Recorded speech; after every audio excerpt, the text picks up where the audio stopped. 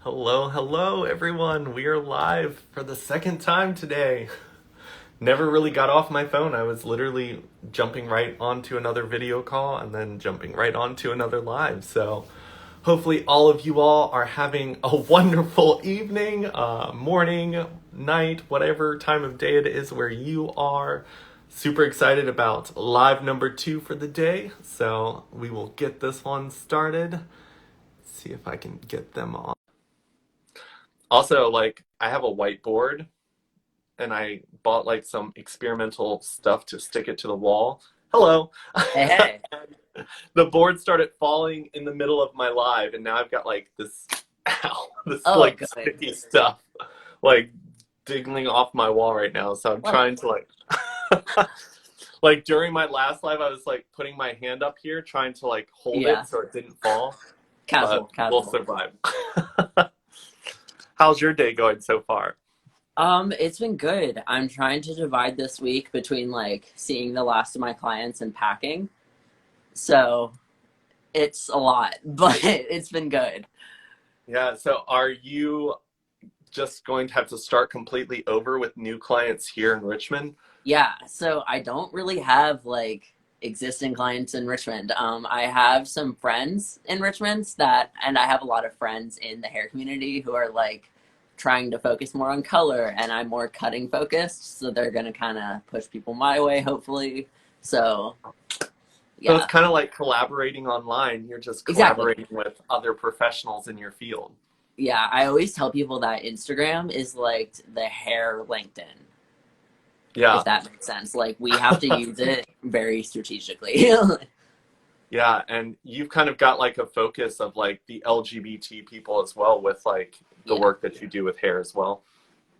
Yeah, I try to focus on queer clients. Obviously, I take anyone and everyone, but like most of my clients do end up being queer.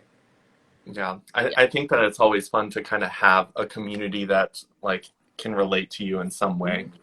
Yeah, And Dana. like it's very interesting to see who brings you to your chair. Oh, what's up, my friend? How are you? I got your text, but I was gonna respond, but we were already on, so No, that's okay. I figured Awesome. Well, her freaking laugh is too much. I'll let you introduce yourself so people kind of know who you are, and then we can jump into a discussion. Yeah, for sure. So I'm Kate Spada. My pronouns are they, he. I'm a queer barber and hairstylist. Um, I live in Northern Virginia right now, but I'm moving to Richmond literally Sunday. Um, what else? I have a dog.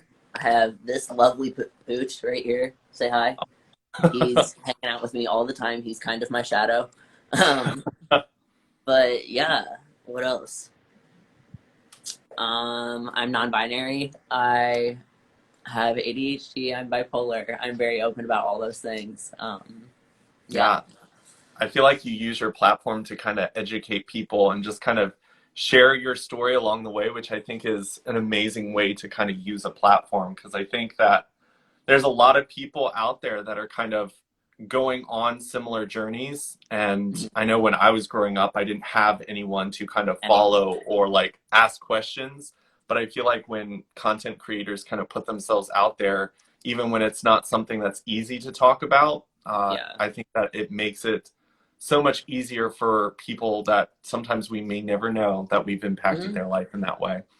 Yeah, like it's crazy to find stories like I sometimes I tell people that I feel like I'm posting into a void sometimes, and it's only when people tell me that I make a difference that I really know it. Um, so it is very affirming when people do reach out and like tell you those things. But you're 100% right. It's like I didn't have visibility really when I first came out, and I think that's part of the reason I didn't come out sooner is because I didn't have the vocabulary or the education to know like that I was trans. Um, and so just like part of the reason I started my Instagram was to be some form of visibility for the non-binary community because I saw no one like me. And now there's so many people like me, and it's really cool. Yeah, I Yeah. think that it's cool because when you like like turn your light on in the social media Mhm. world, like sometimes you'll be there for a little bit by yourself, but like your tribe slowly starts to come and find you. Like when you Yeah. project it out to the world, people eventually will kind of find you. Yeah, absolutely. It's awesome. It's the same kind of way with clients. I'm gonna network, but I'll let it happen type of thing, you know? Yeah. So when it comes to, I know that when I was younger, I I had like an attraction to guys in a way that I couldn't fully explain or understand because of course at the young age that I was when I started finding an attraction to a guy, Mhm. I didn't even really know what gay meant. I didn't know Oh what yeah, that was. I lived in a small town in the middle of nowhere, so didn't have internet to even yeah, like research those ideas. yeah. It was probably not until like I got older and people in like high school, middle school were like making fun of people for being gay. So Mhm. like the first reference I had to who I Not a good was one. a Yeah, negative one. yeah. So how did your journey kind of go through? Because I feel like even from when I came out and started interacting with the LGBT Mhm. community, it was almost like the gay men and lesbian women were kind of still at the forefront.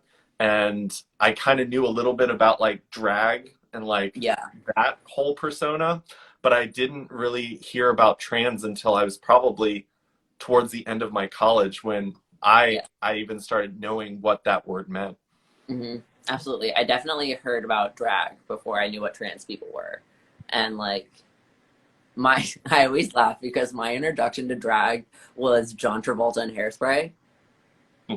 Like that movie kind of like I was like, "Oh, this can be a thing." Like, whoa.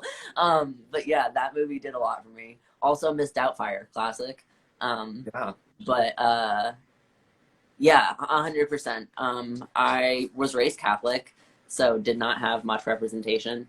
Um, and any representation I did have was pretty negative. Being Catholic, it was very much like, don't do that.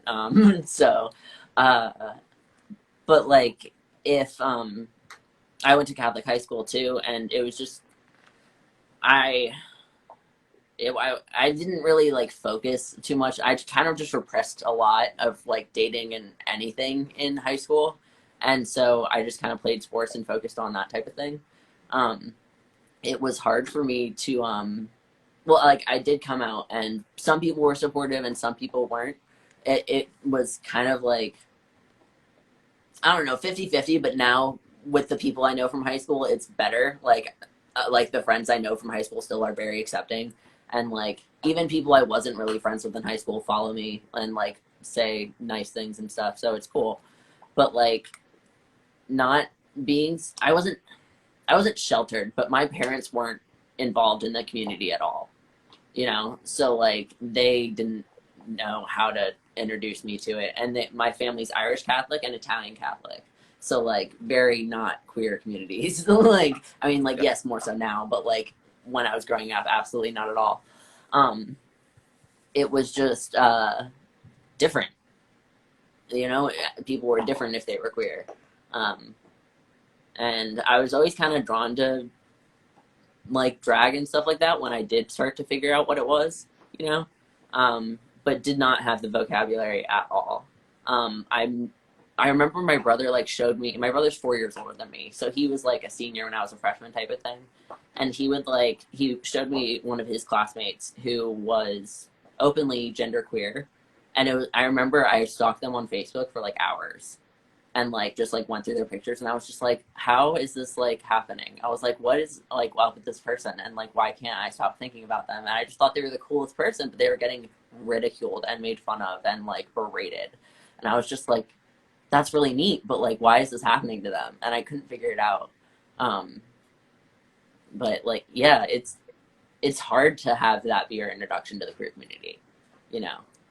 Yeah. And I feel like when it comes to the LGBT community, which we've all fought for uh, being allowed to be ourselves without being criticized, but then even when you come into the LGBT community, we are a very critical, judgmental community as well. And I think that comes a lot from trauma.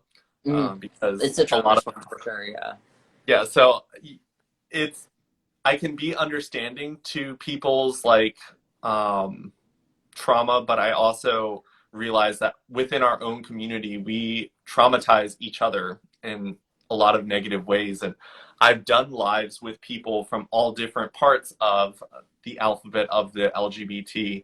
Yeah. And I think that it's very interesting for people to tell me stories that they don't connect well with the LGBT because they feel like it's not as accepting as they were hoping it was going to be. And I Yeah. think that a lot of times, I mean, here recently, we've watched the trans community's rights being voted upon left and right. And when you look at historical, like, fights that we've had to gain the privileges we have now, trans people have been at the front lines with LGBTQIA plus people from the beginning, but now we're seeing less and less support. And I've even heard people in the community say, well, I just don't understand it. And I'm like, well, straight people don't understand us either, Yeah. but Like, we do you not we're still understand? doing it. Like, yeah. It drives me nuts. It's really hard. Like, and it can be interesting, like, dating as a trans person, trying to figure out, like, because there are some people who, when they say, like, they're lesbian, they mean, like, only women, but then sometimes, like, some non-binary people, and you're like, how do you figure that out? And, like, then there, like, some gay men who are like, no, only, like, cis men, and, like, not transmasculine people, too. And it's very interesting because, like, how do you weed that out? Like, you know, and it's just like there are all these preferences and biases within our own community that are talked about a little bit, but like not deep. Yeah. Yeah. And it's like, how do you get people who aren't part of that conversation to be a part of that conversation? Because the people who are talking about it most of the time and the people who have friends and who are dating people who are non-binary or trans, those really aren't the people that need to be having that Yeah. conversation most of the time because they're already accepting. It's Yeah. how do you pull people, I always say of privilege, because I feel like a lot of times it's people's privilege that blinds them to other people's struggles. Like if it's not a personal struggle, because I had a conversation on Clubhouse where it was a trans room and I was listening to them talk about like the high rates of like crime that happens against the trans community. And my brain couldn't even figure out why. I was like, it's not like there's trans clubs where people go. Yeah. Like, how are people figuring out that these people are trans and It's doing people this are to doing them? research. Like people are literally hunting us. It's Yeah, nuts. and I was blown away by them. Like, yeah, like even dating, they're like just going on a date. Like, it's dangerous on there. It's scary because when you put on a dating app, like, hey, this is who Yeah. I am. One, it puts a target on your back for people who are looking for someone specifically with that like title to be hateful to. But it's also like, do you want to be in a position where you have to tell them in person where Yeah. someone could get upset about it as well? It's just like not there's not a win-win side to either fight. It's like, how do you want them to find out? Like, it's just like there's a downside either way, you know? It's weird. Yeah, I had a friend that was hanging out with me and I knew that he was trans just because when I went through his profile, I'm the type of person that goes all the way to the Yeah. bottom. Like I look at everything because I like to get to know people. Yeah. But like he didn't know that I knew. So like we had that moment where he was very awkward for a little bit because he was scared to tell me. And when he finally got the courage to do it, I was just like, oh, I thought you knew I knew that already.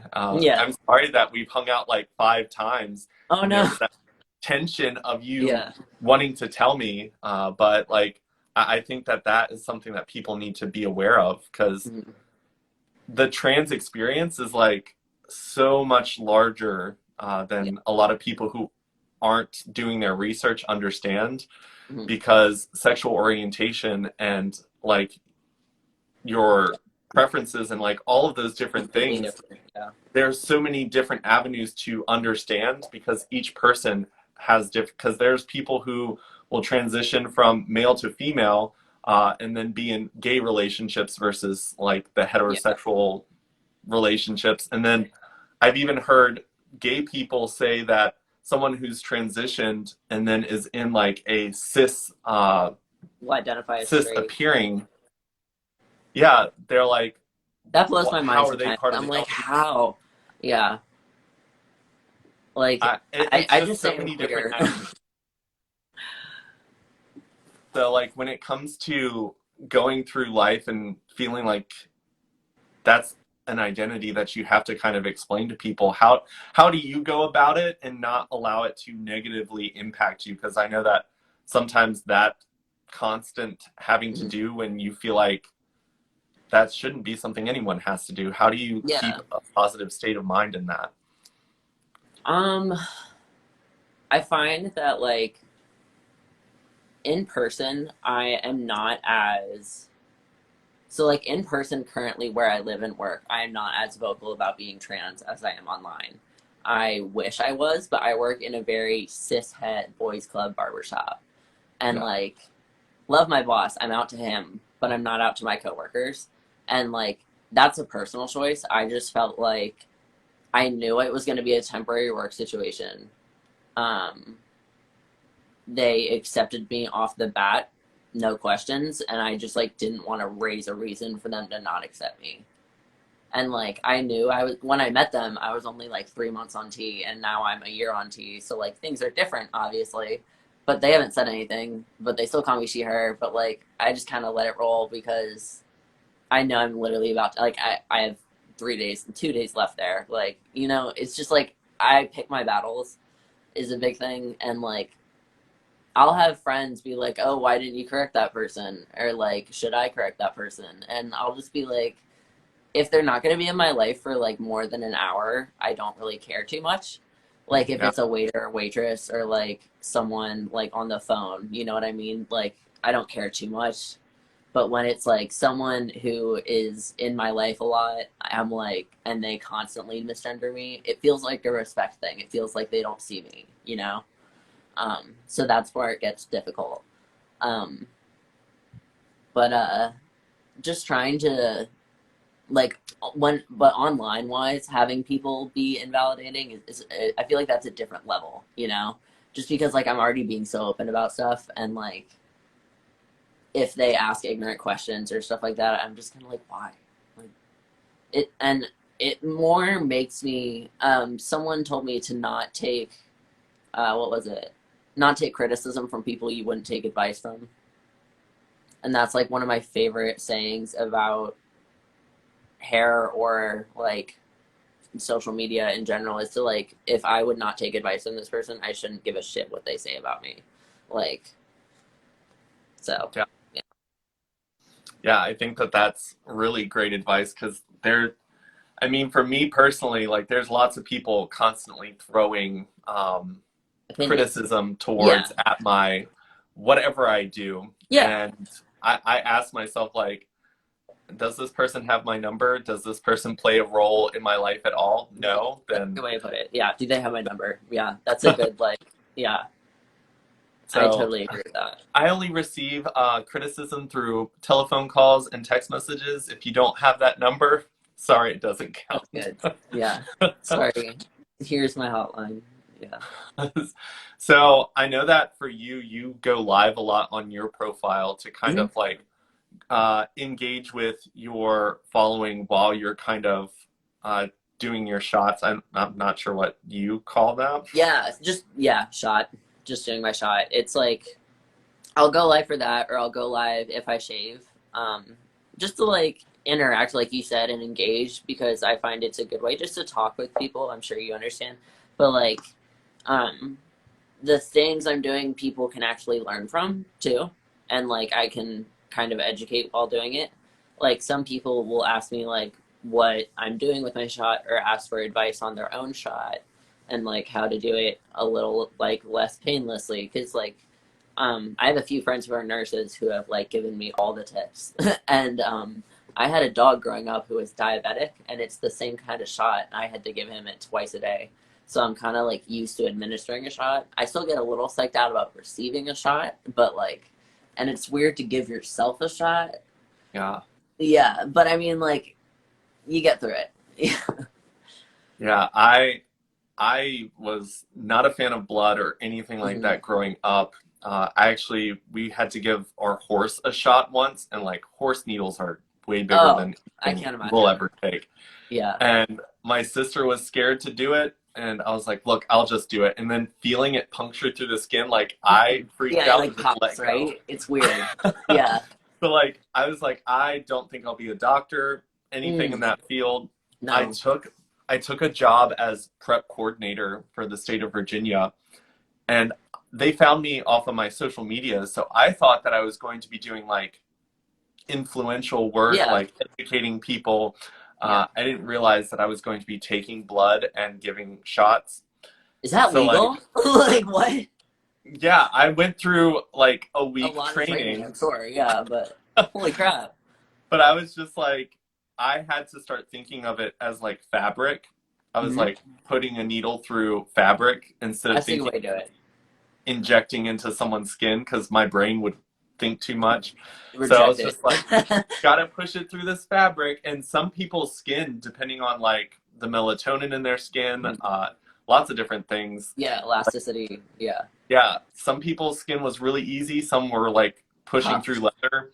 And I was Hmm. just like, oh my gosh, I can't believe this is what I'm doing for a career right now. Literally, okay, so like if I have to, so I do my shot in my stomach, and so I have to switch where I do it. I work around in like quadrants, and if I do it too much in one spot, it like is kind of tough when you inject, and it's like more sore there for a few days, and I get like scar tissue built up, and so I kind of like massage it out. It's interesting. Like I can feel where I did my shot last week, That's and crazy. it's almost Thursday. Yeah. Are you afraid of needles? I would say I used to be. Okay. I I was gonna can say because watch I have to do my people. shot on Friday. Perfect. No, but Yes. like I watch them. Sometimes I think nurses get uncomfortable, but like I have to look at yeah, I watch when people do it just because I'm curious. It's going into my body, so I might as well see it. I don't it. pass out from it. I Yeah. just don't like sticking it in other people because I don't I like get causing other people pain. So like that I think is why I don't I like mean that's a sticking good thing. Yeah. I'm a good person. I don't like to cause other. So something I think that a lot of people could probably gain perspective from is just kind of when it comes to like the transition over time. Because you said, how long have you been giving I've been yourself? on TV for a year and a week. So like, how has that journey been for you when it comes to like your identification with yourself and like becoming more who you feel like you really are? I feel like just like with the pandemic and so transitioning during the pandemic has been nuts. I feel like it would be different if I transitioned outside the pandemic. Um, I feel like my experience would be a little bit different because like I would have like I kind of did it a little bit alone, you know what I mean? Like except besides on Instagram, like my first shot was alone in my bathroom with Teddy and I was on FaceTime with the nurse.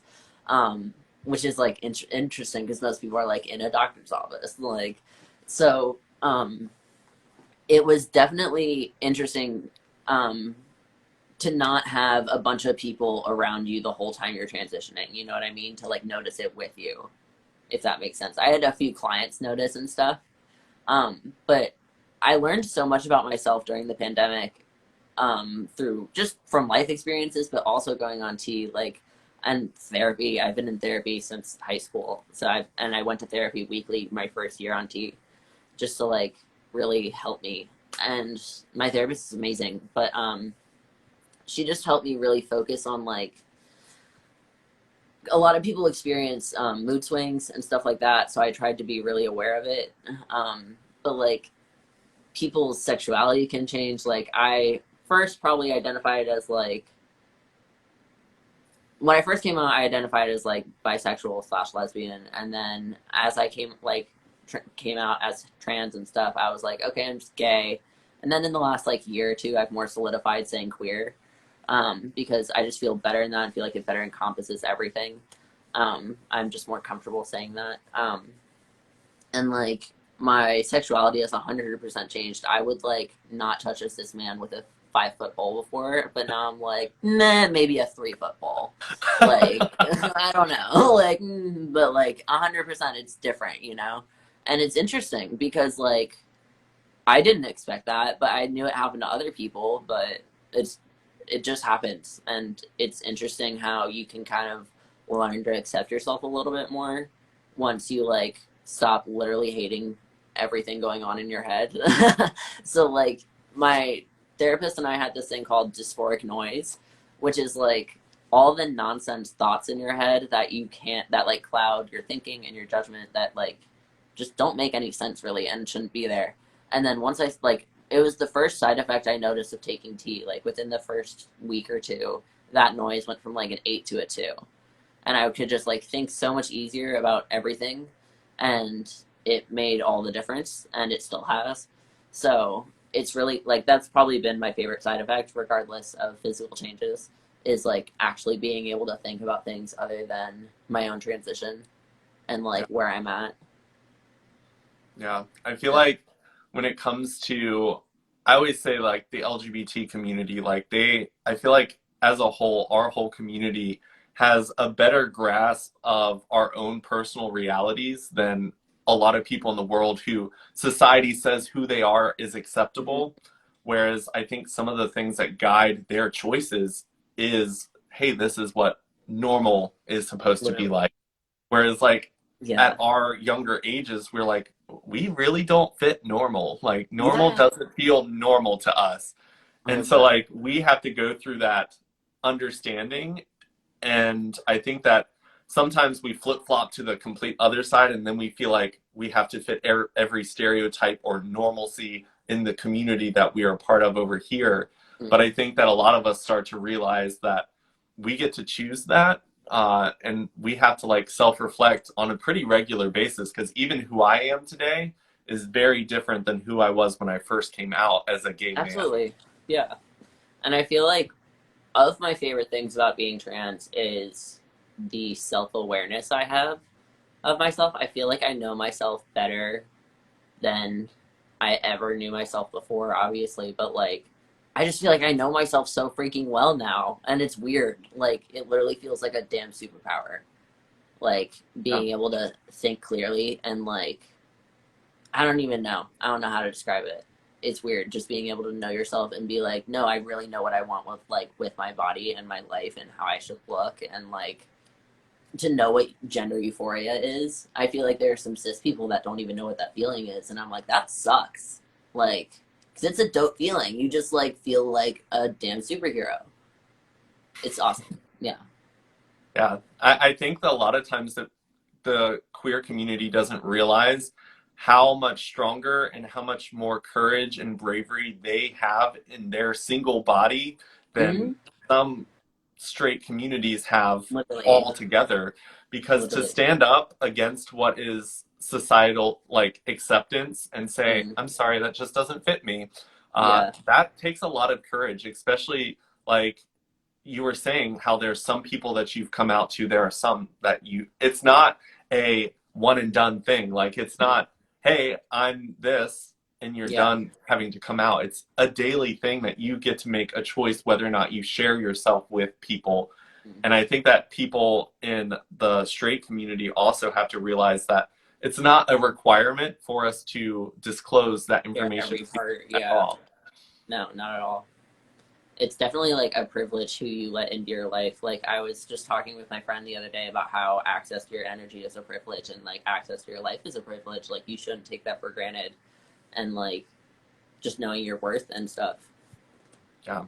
Everyone has that power. Everyone Yeah. has the right to choose who they waste or share energy with. Like I tell people all the time, like people online, like trolls, people that I have no influence on whatsoever, like straight redneck men Yeah. who, when I speak, I'm just a gay boy talking. Like, Mhm. I don't waste my energy there, because if what I'm saying isn't even touching their brain, it's like going in their ear, back around the skull here and out the other ear, not even through the brain.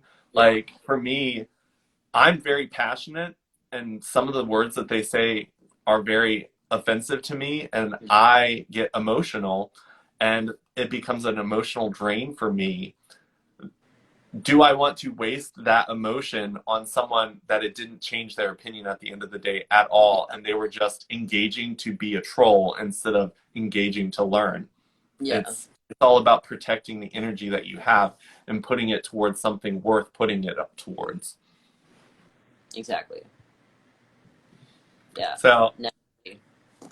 So when it comes to like the journey that you have kind of gone on, I know that a perspective that I always saw, because a lot of my friends that transitioned went from female to male. When it comes to the position of power, because I think this is something that we've talked about a lot in the world, is just like when it comes to men, like when you talk about privilege, white men, Christian, wealthy, attractive, like that's like the pillar up Yeah. here of The what pinnacle everyone, of, yeah. the pinnacle of privilege. Mhm. When it comes to kind of seeing both sides of how the world treats people, have you noticed that people treat you differently when they assume a gender towards you Yeah. being? It's definitely interesting getting both and like having experienced both. Um, my friend, uh, I get this question a lot of like, how did you deal with knowing you would be seen as a cis white man? And I was just like, 100%, like, that's terrifying, right? Like, that's not what I want. Like, I want people to see me and be like, that's a trans person. Like, like, that is what I want. Like, I don't, like, it's hard. It's, you have to think a lot about how you see yourself and your own identity, and you have to be really solid in that and know that that can't be shaken, and other people's opinions of it doesn't matter. Like, you have to know in your own gut how you feel about your identity, um, which can be hard as hell, especially when you're trying to figure it out. A lot of people's opinions can sway you and make you think different things. Um, but sorry, what was the question? I totally lost track of it. When it comes from like understanding from both Oh, sides of, both. Yeah, it's interesting being read as female sometimes and male other. Like, there's definitely privilege with some and not others. I wish there was some way that I could project that, like, I was raised associated female. You know what I mean? That I understand the way I look walking across the street if I have my hood up. You know what I mean? Like, I understand that. You know what I mean? Like, I don't want people to ever see me as a threat. And yeah, it's very interesting to sometimes not, like, before people talk to me, I can see people judging me and like sizing me up, and then like I talk to them and they're like, oh, okay, like, obviously nice, and I'm like, thank you. I'm like, please stop judging. Like, because I definitely have an RBF sometimes, and like I try not to, but it's hard. um and like in the barbershop I got a lot more like bro, man, and dude and stuff before, and like the one really hard thing is I can never tell if people are calling me man or ma'am. That's triggering. Like, I never know because of like masks or over the phone. No idea. But yeah, it's you get whiplash getting both. yeah. I Yeah. I always try to, because in the last live I did today and multiple other ones, about Mm. how yes, from habit a lot of us are raised with male female pronouns and using those in life, and yes, it's not easy to make the shift. I've done it and I've messed up multiple Mm-hmm. times, and I always tell people, I'm like, please, if I make a mistake, call me out, because it only gets better if I'm aware that it happens. Because sometimes it just comes out, and if Yeah. it's not pointed out, for someone who doesn't experience that impact of that word, because I remember being a young gay closeted kid, Mm-hmm. whenever I heard the word gay attached to something that was meant in a derogatory word, it like was this loud siren, and like Mhm. it shook me, and like my whole being just felt Yeah, attacked. like sweat. Yeah. And to a straight person, they're like, oh my gosh, everyone's so accepting here and everyone's Mhm. just so great. I'm like, oh my God, did you not hear the 300 gay jokes that Yeah, were made today? And I it's know. because, like, if it doesn't impact you, your brain doesn't notice it as much. But, like, when it comes to misgendering people, and I've talked to teachers about it, I've talked to, like, other professionals about it. And I was like, to you, it's just a simple slip up, but to other people, like, it's a loud ring that Mhm. makes you Like they feel will think about uncomfortable it at that all week. moment. Yeah. And, Um, I think like the best thing you can always do is like if you are corrected, just like say thank you and move on. Like and like you said, just like be okay with being called out on it and like being upfront, like you are just being like, hey, if I do slip up, correct me. Like I always think that's the best thing you can do about it, and just like be open to communicate about it, because when it's a taboo topic, it's because you made it a taboo topic. You know what I mean? yeah, I think that society has made a lot of topics taboo, and because Mm, our community is so tied to sexual orientation, that our whole community has been labeled a taboo topic to talk about, just because like they don't know how to talk about it in a way that doesn't make them uncomfortable. And I think that the more people that get out there and have those types of conversations, it's important. Like I was working for a smaller company, and I had someone in HR reach out to me because I was openly gay. mm, And it was funny because they're like, there's not very many gay people that work here. And I'm like, oh, there's a lot. Like, they're all across the spectrum, the they are LGBT. all on Grinder. Like, I'm like, I am just very out because I grew up in bigger cities and learned how yeah. to accept myself, and I wasn't going back into the Mm, closet to make other people comfortable. But we actually had them reach out to me because someone interviewed who was trans, and in the interview they spoke about, hey, I'm transitioning, and that made the manager uncomfortable. And she reached out to HR saying she didn't know how to handle the situation. And at the time I was working for HR, but I was yeah. like a trainer. I did like leadership training and new hire training. So I wasn't at all certified to do any of the type of work that they just came to me with. But they're like, how are we supposed to handle that? And I was like, well, think of the situation that this person is in.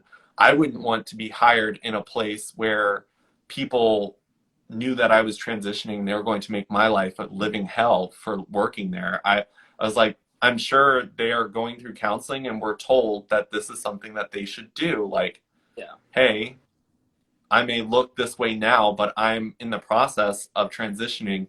Mm, This is going to be something that you will notice in the workplace. I need to know if yeah. this is a safe space for me to work. Yeah, just like being upfront about it. Like I didn't have that conversation with my boss just because he followed me on Instagram, so he was like aware. Um, Yeah, but if I hadn't, I totally would have told him.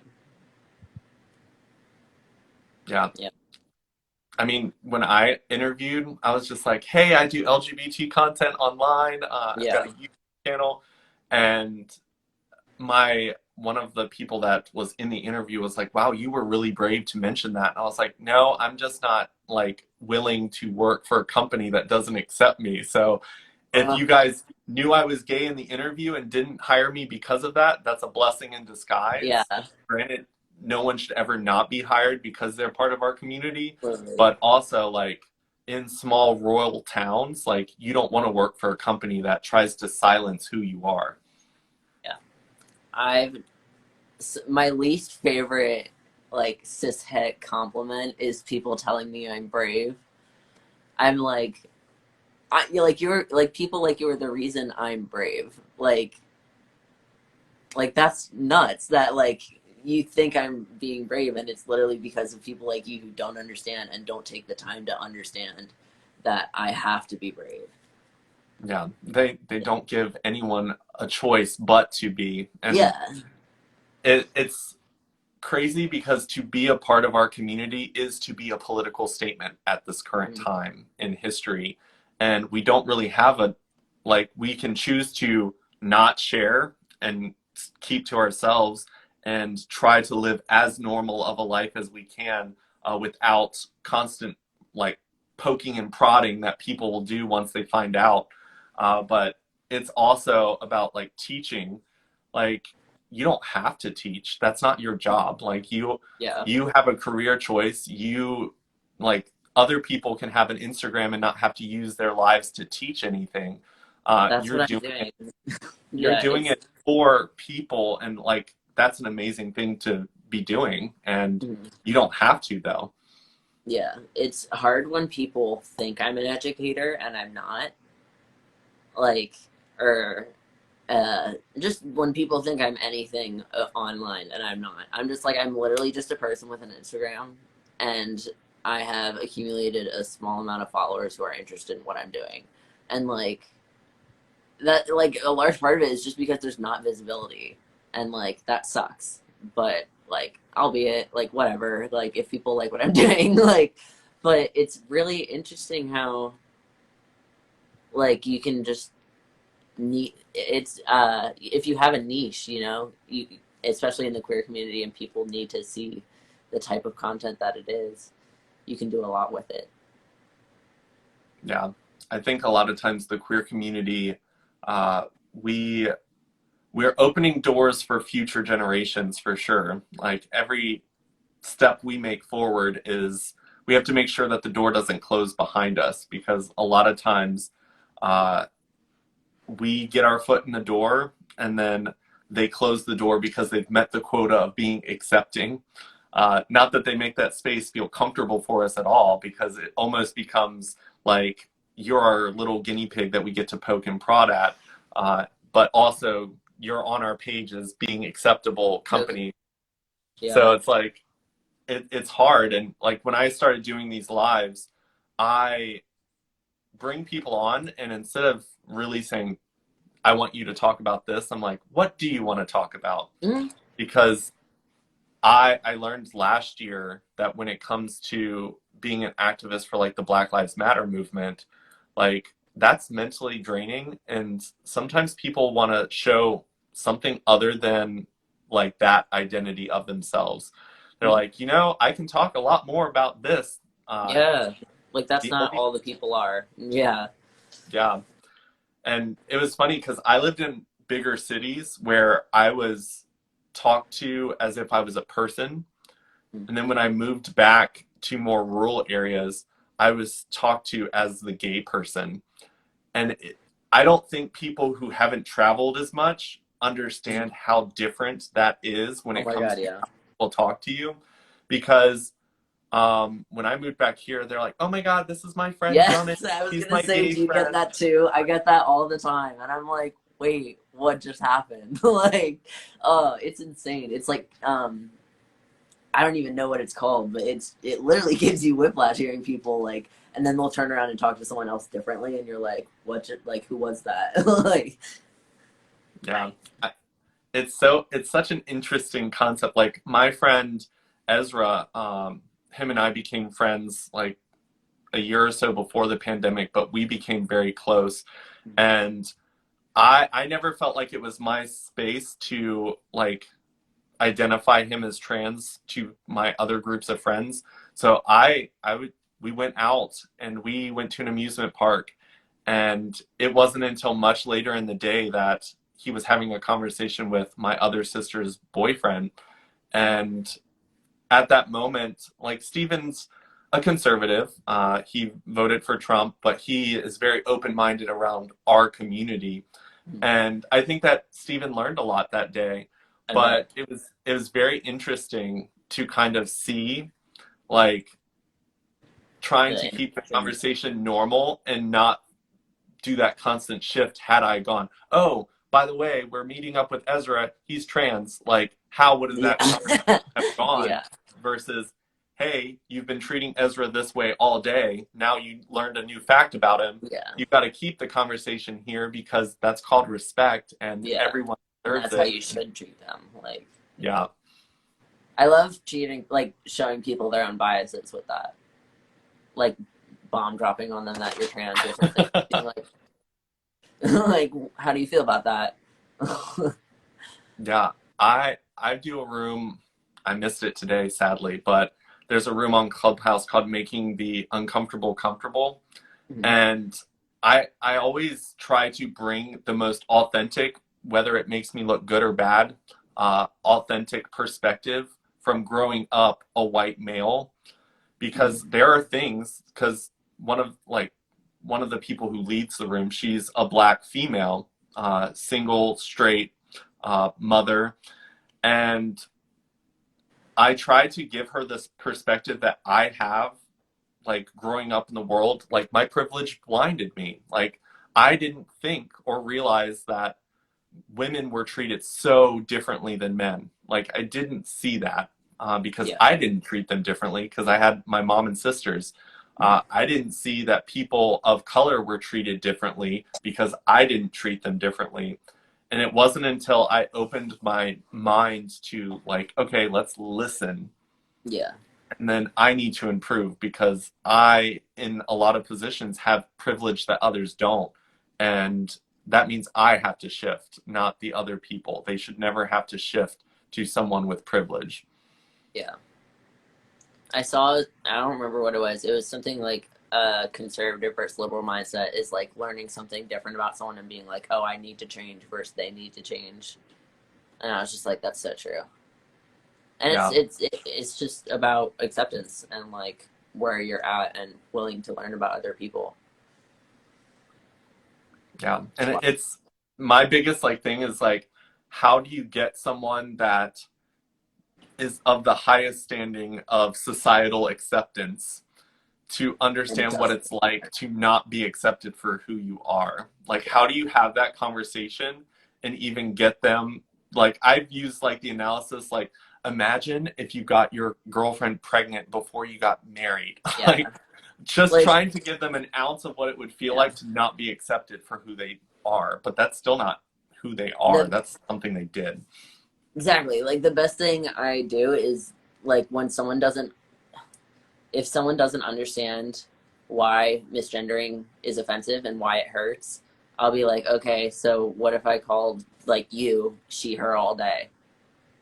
Like you would get annoyed because that's not accurate and that's not who you are and that's not what you look like and that's like and it's just like and they're like, okay, yeah, that would get annoying. I'm like, yeah, exactly. Now imagine if that was everyone every day your whole life.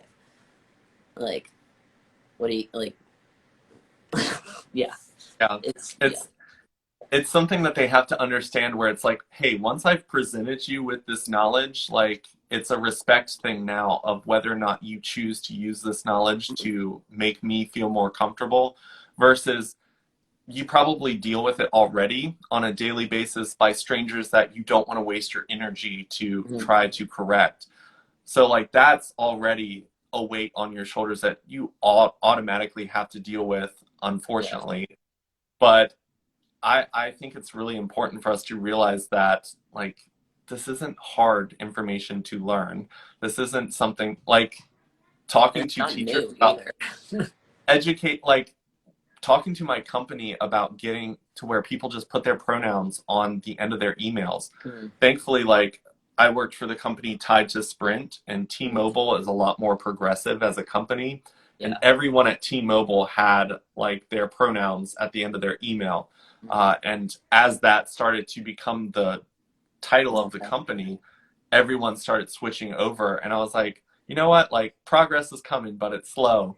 Yeah, But you do start to realize that when higher ups take something like that seriously, mhm, that respect is, it might not always be something that people agree with, but yeah, it's a demanded respect by the leadership that people start to follow. And I think that that's where it's got to start. yeah. Like leadership has to be an open-minded person. Mhm. In any situation, like a boss or whatever. Yeah. Yeah, And 100%. that's the one thing that I always say is like the good thing about Donald Trump being president is he gave closed-minded people the thought process that they could be as open as they wanted about how hateful they are as people. And because you can't solve a problem that you can't see. So Yeah. a lot of times Yeah. people held their prejudices in because it wasn't socially acceptable to be prejudiced. But Donald Trump made them think that it was perfectly okay. So Yeah. we had people in leadership positions show their colors, and it's like, that person needs to be removed. Let's Yeah. find a way to get that replaced with someone with a better open-minded view of the world. Yeah. It did help a lot of people get fired. Thank you, Donald Trump. Yeah, literally, thank you. Yeah, You made America great again in the end anyway. exactly. So when it comes to, I know for me, in 2016 when Donald Trump was elected as president, I felt like a huge weight fell onto my shoulders as an LGBT person, just because I knew we were about to have to argue for any space at the table. Yeah. Now that we've got a president that is vocally, and I mean, I see it all the time when it comes to someone, he actively promotes like trans equality, which I think is a huge thing for a president to do. The fact that he even said trans in his presidential speech was a big deal. So yeah, I think that a lot of people throw shade, and no one's perfect. I don't agree with everything that Joe Biden has done since he's been president. I don't think never will. Yeah. You can't agree with anyone 100%, but yeah. I think that looking at the work he's done and the positions he's put people in, I think that he does generally want to help our community. I think that there's a lot of space for educating and learning more, but I think that he's surrounding himself with people who will correct him when he needs to be corrected, which I think is a good thing. Yeah, I agree with that. So last thing before we end the live, I think that it's really important for people to kind of get a perspective of people when it comes to our identities as part of the LGBT community. I know we said that it's a small part of who we are, and sometimes it can be the main focus. I know today's live was kind of focused around it, but when it comes to the world knowing who you are, like, what do you want people to kind of see you as? Is like, I know that career-wise can be a defining moment. What are some other things that you just want the world to see in you that maybe they kind of appreciate? I think I want people to see that I'm like more creative and artistic than I give off, if that makes sense. Like, I feel like a lot of people don't see the hair industry as artistic as it is. And like, yes, that's so related to my career, but I mean, like, in many aspects. Like, I went to school for sculpture and photography, and like, I wish I like was seen more for that stuff too. That has to do with my own presentation of what I'm doing. But you know what I mean? Like, I wish I was seen more creative and artistic than I am. Yeah. I mean, I think that the pandemic showed us, a lot of us, that hair is... We go to school for a reason. I know that, thankfully, Ezra did my hair for me, like, towards, I think it was, like, in June or something, so nice. I never really got too shaggy before, like, the places opened back up. Yeah. But I definitely saw a lot of failed attempts at hair, and you definitely start to appreciate, like, my other sister thought that just cutting straight across my nephew's bangs was a good idea. And when I got home, like, the hair starting here going down was long, but the hair that grew here, like, was super short. And then she cut around his ears, which made it very interesting. And then he had a little mullet, which I was not accepting. I was like, I'm shaving that. That's not a trend that I want to see come back. Not on my nephew. Yeah. Oh my gosh, that's too much. Have you had people come in that have totally like butchered their hair that you've had to fix? Yes. I've had a few people be like, I cut my own hair and it will be uneven or slow. Or you're good. It'll just be like uneven or choppy on the sides. Like, one time I had a guy try to fade himself. That was hard to fix. That was easily the hardest fix.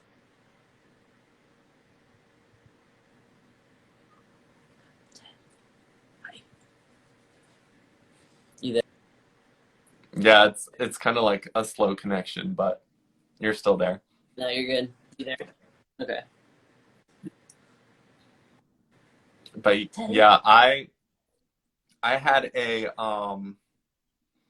like a professional barber, like with all the little guards and everything, and then there was one that said ear, and it was kind of like a slanted like guard, and I was like, Never oh, even so heard of that's like for the ear. So I thought could just kind of go like this around the ear, but like one side was like really that. long and the other was really short. So I thought like the short would go towards the ear because this is usually where you want it shorter and longer here.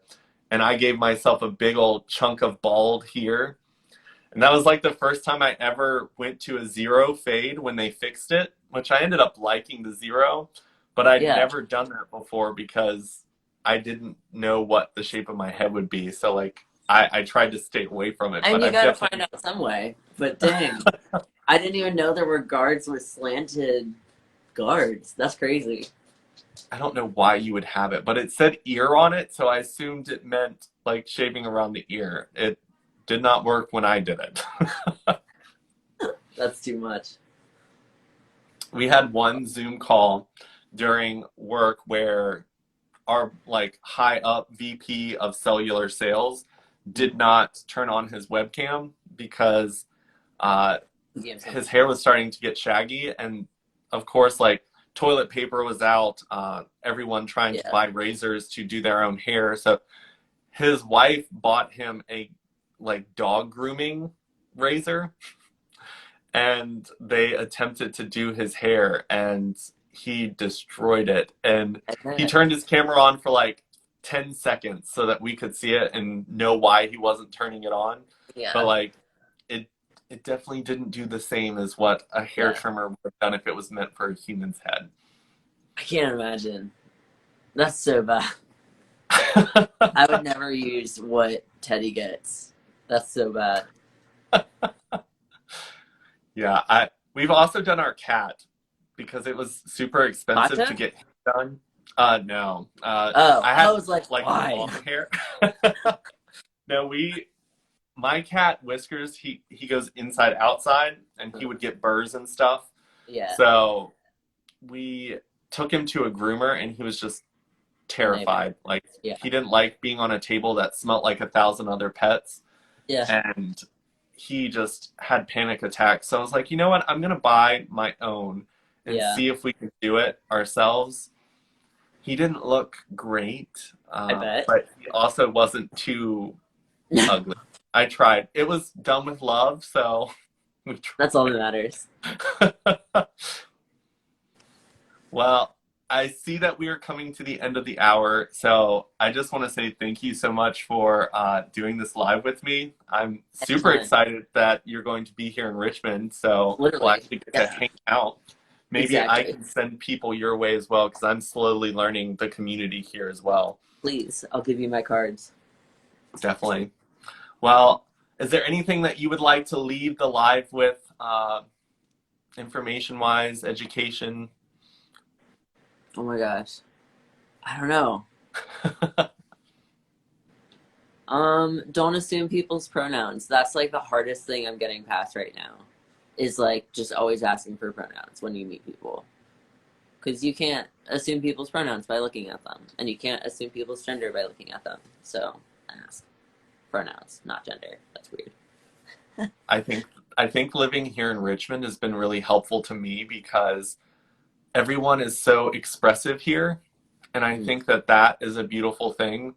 Yeah. Because as I'm trying to like remove myself from using pronouns in a way to identify people before I know them, it's made it easier when I'm around so many people that you really can't tell. And that makes it a little bit, it kind of digs it into your brain of, hey, you should learn learn polite ways to ask or learn polite ways to remove the pronouns from your verbiage until you get that information from the person. Yeah. But Richmond is very prideful of LGBT. Like, it warms my heart to drive around here and see pride flags everywhere. Yeah, they're everywhere.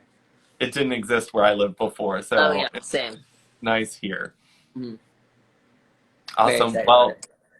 Well, can't wait to see you here. Definitely, we'll have to do a live once you're here and do Mhm. some fun stuff, collaborating. But I will let you go so that you can enjoy the rest of your evening. Yeah, I know I gotta you're walk him. going through all the packing and all that my fun God. stuff. Yeah, so much fun. I'll see you later. See ya. Bye, Drummond. Bye.